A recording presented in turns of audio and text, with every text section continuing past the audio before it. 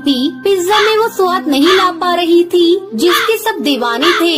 अब्दुल कबूतर ने एक दो बार घर पर उसके सामने पिज्जा बनाए थे, इसलिए वो जानती थी, लेकिन ना जाने क्यों कहीं कुछ तो कमी थी। अम्मी, ये मसाले इन्हें बाहर धूप में रख दो क्या? अब्बा वो हर बार ऐसे ही करने को कहते थे ना। अरे हाँ, वो ऐसा ही करते थे और कहते भी थे मसालों को धूप दिखाने से स्वाद और खुशबू दोनों आते हैं। सलमा चिड़िया की परेशानी का हल बस इतना सा ही था। उसने पिज्जा में डाले जाने वाले सभी मसालों को अच्छे से धूप में सुखाए और फिर पिज्जा बनाए। इस बार सब बढ़िया रहा और आखिरकार सलमा ने अब्दुल कबूतर जैसा पिज्जा बना ही लिया। आरिफ का ढाबा एक बार चल निकला। कुछ ही दिनों में पहले की तरह भीड़ जमा होने लगी, लेकिन फिर भी अब सब कुछ पहले जैसा नहीं था। भाईजान, रसोई बहुत छोटी है, एक खिड़की भी नहीं है जहाँ से धुआं निकल सके, और ये सिगड़ी भी थोड़ी बड़ी होनी चाहिए ताकि कम समय में ज्यादा पिज्जा बन सके। और हाँ, एक बात और मुझे लगता है कि मेरे काम और मेरी मेहनत के हिसाब से मेरी तनख्वाह भी बहुत कम है। क्या? एक मिनट, तेरा दिमाग तो ठीक है ना सलमा? है? तुझे पता भी है तू किसके सामने इतना मुंह चला रही है? लगता है अब्दुल ने तुझे कभी मेरे मिजाज के बारे में नहीं बताया। देख, मेरी बात सुन, जो है जैसा है सब कुछ वैसा ही रहेगा। तुझे काम करना है तो कर, वरना मैं कहीं और काम देख लूँ। वैसे मुझे भी अब यही सही लगता है। आप मेरा हिसाब कर दीजिए और अपने लिए कोई नया खान सामा भी ढूंढ लीजिए। तेरी इतनी हिम्मत! भूल गई, मैंने ही तुझ पर तरस खाकर तुझे काम दिया और तू मेरा काम छोड़ने की बात कर रही है। मत भूल कि तेरे खानदान पर कर्जा है मेरा, और इसलिए तुझे भी अब्दुल की तरह मेरे यहाँ पर काम करते रहना होगा, और वो भी मेरी शर्तों पर, समझी? नहीं, अब समझना मुझे नहीं बल्कि तुम्हें होगा। मेरे शौहर बहुत सीधे कबूतर थे और इसलिए तुम उनका फायदा उठाते रहे, और मुझे यहाँ आकर ही पता चला कि असल में तुम्हें उनकी मौत के जिम्मेदार हो।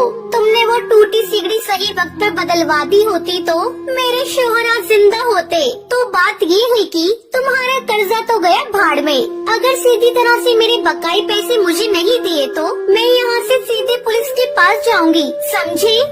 सलमा चिड़िया के तेवर भी अलग थे और हालात भी। असल में उसने पहले से ही सब सोच रखा था। अब्दुल ने हमेशा खुद को आरिफ के एहसानों तले दबाए रखा, लेकिन सलमा वो अब आजाद थी। उसे बहुत कुछ करना था। सलमा अपना एक ढाबा खोल लेती है और अपना जीवन खुशी खुशी जीने लगती है।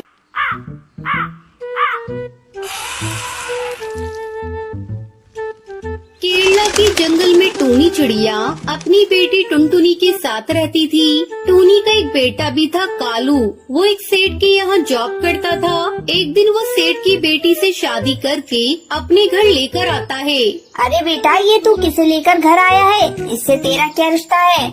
माँ, ये मेरी पत्नी कलावती है, इससे मैंने शादी की है।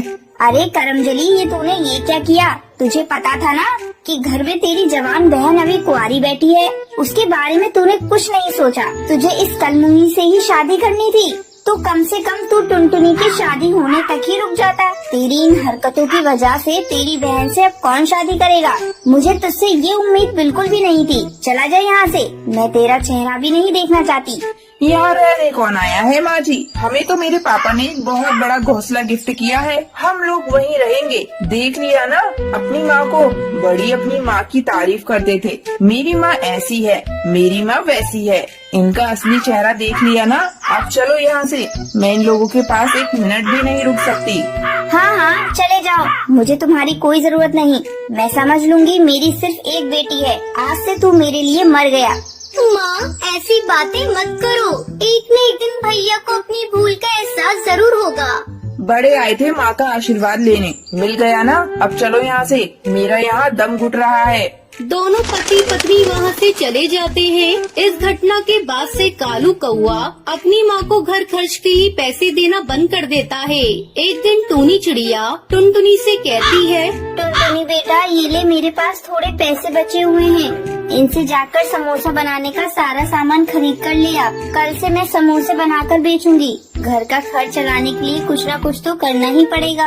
अगले दिन से टूनी चिड़िया समोसे बनाकर बेचने लगती है, लेकिन टूनी चिड़िया के समोसे ज्यादा नहीं बिक पाते थे क्योंकि आसपास में कई ठेले वाले समोसे बनाकर बेचते थे। टूनी चिड़िया का सारा पैसा खर्च हो गया। ऐसे में टुनटुनी चिड़िया एक दिन अपनी सहेली के घर जाती है।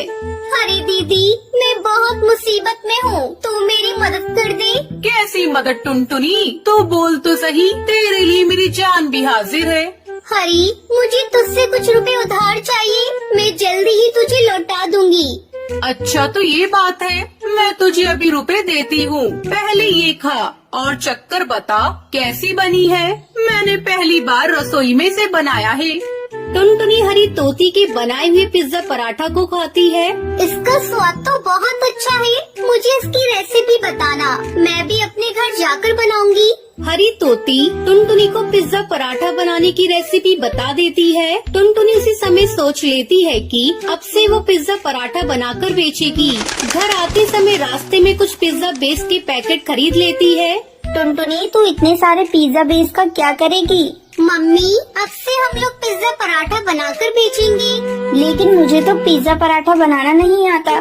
माँ, मैं अभी अभी हरी तोती से पिज्जा पराठा बनाने की रेसिपी सीख कर आ रही हूँ। ठीक है बेटा, तो पिज्जा पराठा बनाकर देख ले, अगर अच्छी आमदनी होगी तो आगे से हम लोग पिज्जा पराठा ही बनाकर बेचेंगे। अगले दिन टुनटुनी अपने ठेले पर पिज्जा पराठा बनाने लगती है। सुबह से शाम हो जाती है, लेकिन कोई भी ग्राहक उसके ठेले पर नहीं आता। टुनटुनी और उसकी माँ निराश अपने ठेले के पास खड़े थे, तभी एक पक्षी उनके ठेले पर आता है। दीदी, एक गर्मा गर्म पिज्जा पराठा देना। टुनटुनी झटपट पिज्जा पराठा बनाकर उस पक्षी को देती है। वो चटकारे लेकर खाने लगता है। दोस्तों, जल्दी इधर आओ, यहाँ चटपटा पिज्जा पराठा मिल रहा है, मुझे तो बहुत पसंद आया। तुम लोग भी खाकर देखो। रोज रोज बिना मसाले वाले सादे समोसे खाकर हम लोग बोर हो गए थे। इस तरह टुनटुनी का पिज्जा पराठा काफी बिकने लगता है और जल्दी ही उनकी आर्थिक स्थिति ठीक हो जाती है। फिर दोनों माँ बेटी खुशी खुशी रहने लगती हैं।